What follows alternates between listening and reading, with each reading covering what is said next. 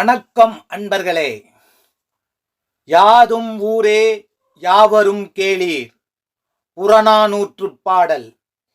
இதை எழுதியவர் புலவர் கணியன் பூங்குன்றனார். இவர் எழுதியது இந்த ஒரே ஒரு பாடல்தான். இந்த ஒரு பாடல் உலக அளவில் தமிழுக்கும் பெருமை சேர்த்த பாடலாக அமைந்துள்ளது. ஐக்கிய நாடுகள் அவையில் தமிழில் பொறிக்கப்பட்ட யாதும் ஊரே யாவரும் கேளீர் என்ற வரிகள் உலக அமைதியையும் உலக ஒற்றுமையையும் நிலைநாட்டும் வரிகளாக அமைந்துள்ளது. அத்தகைய சிறப்புக்குரிய பாடலை முழுவதுமாக அறிவோம்.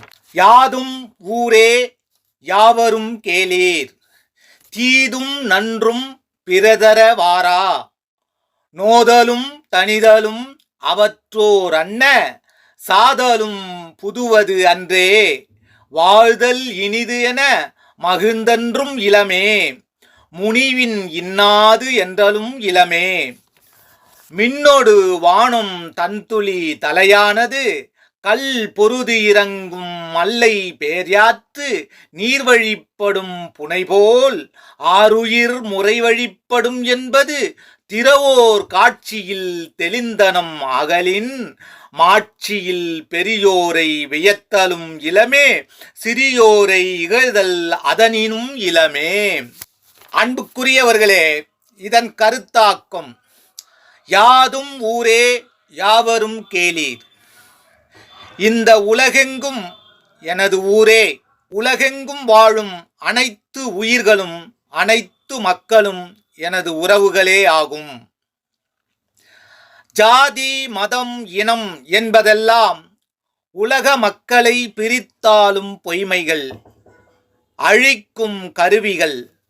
மனிதனை பிரிக்கும் ஜாதி, மக்களை பிரிக்கும் மதம், நாட்டை பிரிக்கும் எல்லை, இவை இல்லையெனில் ஒன்றே உலகம், பிறப்புக்கும் எல்லா உயிர்க்கும். தீதும் நன்றும் பிறதர வாரா. நன்மை செய்தவர்கள் நன்மை அடைகிறார்கள், தீமை செய்தவர் துன்பமடைகிறார்.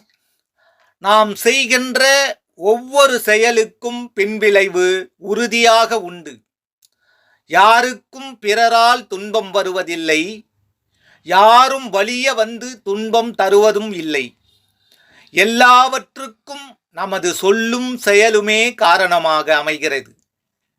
சினம், சீற்றம், பொறாமை, அடக்குமுறை, அச்சுறுத்தல், ஆணவம், ஆசை, பேராசை, பொய், திருட்டு, கொலை, கொள்ளை, வஞ்சம், ஏமாற்றுதல், ஏமாறுதல், சோம்பல், கெடுத்தல், மது, போதை, காமம், குறுக்கு வழி, திறமையின்மை, அறிவின்மை, ஆராயாமை, போலிகள், கலப்படம், தற்காப்பு இன்மை, விதிமீறல், சட்டம் மீறல், ஆடம்பரம், தற்பெருமை, தன்னலம், வீண் பேச்சு, நம்பிக்கையின்மை, அன்பு இன்மை, இரக்கமின்மை, பண்பு இன்மை, கடமை செய்யாமை, லஞ்சம், ஊழல், சீர்கேடுகள், முறைகேடுகள், சிறுமை, தாழ்ச்சி, வீழ்ச்சி போன்ற எண்ணங்களும் செயல்களுமே மனித வாழ்வை சீரழிக்கின்றன. மனிதன் துன்பம் அடைவதற்கும் அழிவதற்கும் காரணமாக அமைகின்றன. நோதலும் தனிதலும் அவற்றோர் அன்ன. துன்பங்களைக் கண்டு மனதையும் உடலையும் வருத்திக் கொண்டால் அத்துன்பம் மேலும் பெரிதாகி வாழ்வை சீரழிக்கும். எனவே துன்பத்தைக் கண்டு அஞ்சாமலும் வருந்தாமலும் கடந்து சென்றால் அத்துன்பம் விலகிப் போகும். துன்பங்களை சுமப்பதற்கும் துன்பத்தின் தாக்கத்திற்கு நீங்களே காரணமாக இருக்காதீர். துன்பத்திலிருந்து விலகிச் செல்லும் நல்வழிகளை ஏற்று நலமுற்று வாழுங்கள். சாதலும் புதுவது அன்றே. இறப்பு என்பது ஒரு புதிய நிகழ்வோ அல்லது புதிய செய்தியோ அல்ல. அது இயற்கையின் செயல்பாடு. எனவே இறப்பைக் கண்டு அஞ்சுவதும் இறப்பை பெரும் துன்பமாக எண்ணி வருந்துதலும் வேண்டாம். வாழ்தல் இனிது என மகிழ்ந்தன்றும் இளமே, முனிவின் இன்னாது என்றலும் இளமே. வாழ்க்கையில் இன்பமும் துன்பமும் வறுமையும் வளமும் சுழன்று வரும். எனவே இன்ப மயக்கத்தில் மிதக்கவும் கூடாது, துன்பத்தைக் கண்டு வாழ்க்கையை வெறுத்துவிடவும் கூடாது. இன்ப துன்பங்களை சமநிலையோடு ஏற்று கடந்து வாழ்தலே நன்று.